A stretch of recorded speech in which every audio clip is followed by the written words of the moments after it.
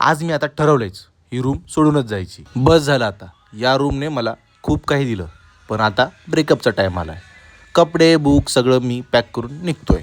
2 वर्ष काढली, आता नाही, आता बदलायची वेळ आलेली आहे. सगळं पॅक झालं आहे, निघायची वेळ आली. पण स्टोरीमध्ये ना थोडासा ट्विस्ट आहे. मी नाही चाललो आहे, रूमचं सर्जरी चालू आहे. आठवडं घेतलं, खांद्यावर रिक्षेमध्ये फेकलं आणि निघूत म्हणलं, पण नाही, निघायचं नाही आहे आपल्याला. थोडं ट्विस्ट आणायचं आहे. म्हणजेच कसं, रूमचं डेकोरेशन करायचं आहे. हे बघा, फुल मेकओव्हर सुरू आहे.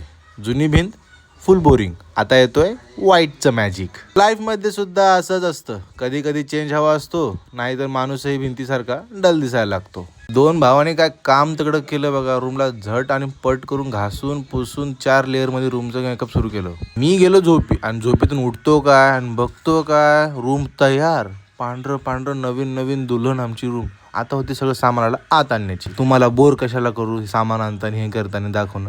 डायरेक्ट बघा, फ्रेश होऊनच भेटतो. बघा, सामान आणलंय, मी फ्रेश झालो आणि रूम आपली A1 दिसते.